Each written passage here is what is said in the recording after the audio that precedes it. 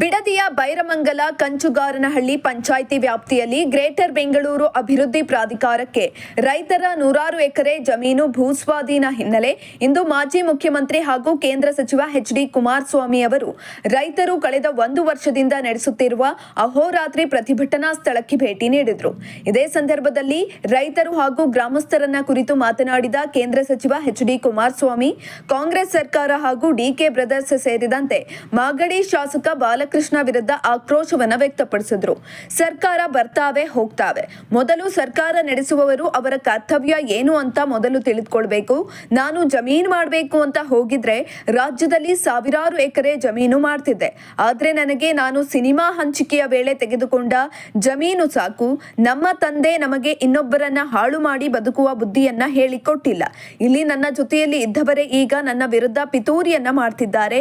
ಡಿ.ಕೆ. ಶಿವಕುಮಾರ್ ನಾನು ಮುಖ್ಯಮಂತ್ರಿ ಆಗಿದ್ದಾಗ ಮಾಡಿದ ಪ್ರಾಜೆಕ್ಟ್ ಇದು ಅಂತಾರೆ. ಇದಕ್ಕೆ ಬಹಿರಂಗವಾಗಿ ಚರ್ಚೆಗೆ ಬರಲಿ, ನಾನು ಸಿದ್ಧ ಅಂತ ಡಿಸಿಎಂ ಡಿ.ಕೆ. ಶಿವಕುಮಾರ್ ವಿರುದ್ಧ ಆಕ್ರೋಶವನ್ನ ವ್ಯಕ್ತಪಡಿಸಿದ್ರು. ಇದೇ ವೇದಿಕೆಯಲ್ಲಿ ಮಾಜಿ ಶಾಸಕ ಎ. ಮಂಜುನಾಥ್, ಬಿಜೆಪಿ ಜಿಲ್ಲಾಧ್ಯಕ್ಷ ಆನಂದಸ್ವಾಮಿ, ಜೆಡಿಎಸ್ ಮುಖಂಡ ಪ್ರಕಾಶ್ ಸೇರಿದಂತೆ ಹಲವು ಮುಖಂಡರು ಹಾಜರಿದ್ದರು.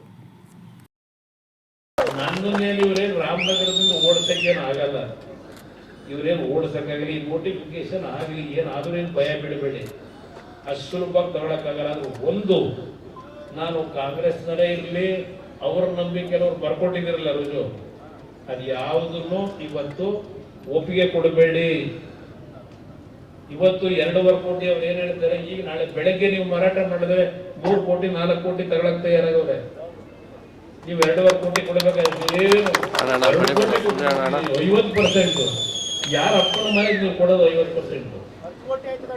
ಯಾವ ಜನ ಹೇಳ್ತಾರೆ? ದಯವಿಟ್ಟು ಒಂದೊಂದು ದಿನಕ್ಕೂ ಭೂಮಿ ಬೆಲೆ, ಈಗ ಚಿನ್ನದ ಬೆಲೆ ನೋಡ್ತಾ ಇದ್ದೀರಿ, ಬೆಳ್ಳಿ ಬೆಲೆ ನೋಡ್ತಾ ಇದ್ದೀರಿ. ಇವತ್ತು ನಿಮ್ಮ ಮನೆಗೆ ಒಂದು ಮಕ್ಕಳು ಮದುವೆ ಮಾಡಬೇಕು ಅಂದ್ರೆ ಎಷ್ಟು ಕಷ್ಟ ಇದೆ, ಒಂದು ಚಿನ್ನ ಖರೀದಿ ಮಾಡಬೇಕು ಅಂದ್ರೆ. ಇವತ್ತು ಇರ್ತಕ್ಕಂಥ ದೇಶದಲ್ಲಿ ಒಂದು ಭೂಮಿ ಬೆಲೆ, ಇನ್ನೊಂದು ಚಿನ್ನದ ಬೆಲೆ. ಚಿನ್ನದ ಬೆಲೆ ಯಾವತ್ತಾದ್ರೂ ಬೀಳಬಹುದು, ಭೂಮಿ ಬೆಲೆ ಬೀಳೋದಿಲ್ಲ. ದಯವಿಟ್ಟು ನಿಮ್ಮ ಕುಟುಂಬದಲ್ಲಿ ಸಂಪಾದನೆ ಮಾಡಿರ್ತಕ್ಕಂಥ ಭೂಮಿ ಯಾವ ಕಾರಣಕ್ಕೂ ನೀವು ಅವ್ರಿಗೆ ಎಷ್ಟೇ ನಿಮ್ಮ ಮೇಲೆ ಒತ್ತಡ ಆಗ್ತಾರೋ, ಆಸೆ ವಿಷಯ ಬಿಡ್ತಾರೋ, ಯಾವುದಕ್ಕೂ ತಲೆಬಾಗದೆ ಬಿಗಿಯಾಗಿದೆ ಏನಿದೆ. ಸಂಪೂರ್ಣವಾಗಿ ನಿಮ್ಮ ಭೂಮಿ ಉಳಿಸ್ಕೊಡೋದು ನಮ್ಮ ಜವಾಬ್ದಾರಿ. ಇವತ್ತು ನೀವು ಹಸುಗಳು ಸಾಕೊಂಡು ಇದೇನು ಮಾರ್ಕೆಟ್ ಸುರಿಸಿ ಇವತ್ತೆಲ್ಲ ಇಲ್ಲೇನು ಇಟ್ಕೊಂಡಿದ್ದೀರಿ, ಇದನ್ನ ನೋಡ್ಬೇಕು. ಏನ ಉಳಿಸ್ಕೊಡೋದು ನಮ್ಮ ಜವಾಬ್ದಾರಿ. ನೀವು ಧೈರ್ಯವಾಗಿರಿ. ನಾವು ಬದುಕಿರೋವರೆಗೆ ರೈತರ ಪರವಾಗಿ ಇರೋದು, ನಾವು ರೈತರ ಪರವಾಗಿ ಇರೋದು. ಅದರಿಂದ ಇವತ್ತು ನಿಮಗೆ ಧೈರ್ಯ ತುಂಬ ಹೋಗ್ಬೇಕು ಅಂತ ಬಂದೆ. ಅವರ ಮೈಯಲ್ಲಿ ಹರಿತಾ ಇರ್ತಕ್ಕಂಥ ರಕ್ತ ಈ ರಾಜ್ಯದ ಬಡವರ ರೈತರ ರಕ್ತವನ್ನ ಈ ರಾಜ್ಯದ ಜನ ಯಾರು ಕೂಡ ನಡೆಯಲಿಲ್ಲ.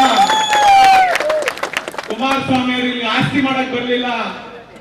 ನಿಮ್ ತರ ಏಜೆಂಟ್ಗಳನ್ನ ಇಟ್ಕೊಂಡು ಇದನ್ನ ನೋಟಿಫಿಕೇಶನ್ ಮಾಡ್ತೀನಿ 10,000 ಎಕರೆ ಅಂತ ಹೇಳಿ 1 ವರ್ಷದಿಂದ ನಿಮ್ಮ ಸಿಂಡಿಕೇಟ್ ಮಾಡಿಕೊಂಡು ಅಧಿಕಾರಿಗಳ ಸಮೇತ ಇಲ್ಲಿ ಆಸ್ತಿ ಖರೀದಿ ಮಾಡಿದಿರಿ. ಮಾಡಿದಾರ ಇಲ್ವಾ? 1000 ಎಕರೆ ಏನ್ಗೆ ಖರೀದಿ ಮಾಡಿದ್ರಿ ನೀವು? ಎಷ್ಟು ಜಮೀನಿತ್ತು ಡಿ.ಸಿ ಸಾಹೇಬ್ರೆ? ಇಲ್ಲಿ ನೀವು ಬಂದು ಅನೌನ್ಸ್ ಮಾಡಿದಾಗ ಸರ್ಕಾರಿ ಗೋಮಾಳ ಎಷ್ಟಪ್ಪ ಅನೌನ್ಸ್ ಮಾಡಿದಿವ್ರು? ಮೊದಲನೇ ದಿನ 2750 ಎಕರೆ. ಇವತ್ತೆಷ್ಟು ಘೋಷಣೆ ಮಾಡಿದ್ದೀರಿ ನೀವು ಈ ಬುಕ್ಕಿ ಇದರಲ್ಲಿ?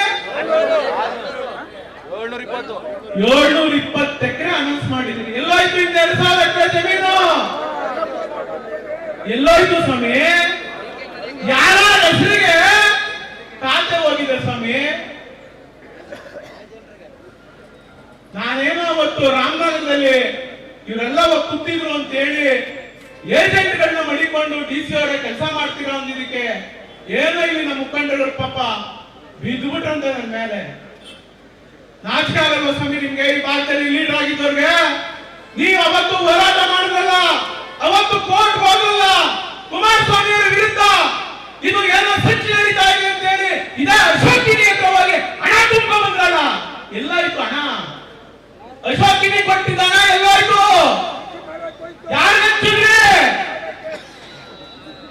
ಕುಮಾರಸ್ವಾಮಿ ಅವರೇ ತರಬೇಕು ಅಂತ ಹೇಳಿ ಅವತ್ತು ಹೋರಾಟ ಮಾಡಿದ್ರಲ್ಲ, ಇವತ್ತು ಮುಂಚೂಣಿಯಲ್ಲಿ ನಿಂತಿದ್ದೀರಲ್ಲ, ನಾನು ಈ ಯೋಜನೆಯನ್ನ ಪರವಾಗಿದ್ದೀನಿ ಅಂತ ಹೇಳಿ ಡಿ ಸಿ ಮುಂದೆ ಕುತ್ಕೋತಿರಲ್ಲ, ಅವತ್ತು ಡಿ ಸಿ ಆಫೀಸ್ ಆಚೆಗಡೆ ಸಾವಿರಾರು ಜನ ರೈತರುಗಳು, ಹೆಣ್ಮಕ್ಳುಗಳು, ಪೊಲೀಸರು ಹಿಡಿದು ರಿಸರ್ವ್ ಅಲ್ಲಿ ತುಂಬಿದ್ರಲ್ಲ, ನಾನು ಬೆಂಗಳೂರಿಂದ ಓಡ್ ಬಂದೆ ನಮ್ಮ ರೈತರನ್ನ ರಕ್ಷಣೆ ಮಾಡ್ಬೇಕು ಅಂತ. ಬಂದ ಇಲ್ವಾ?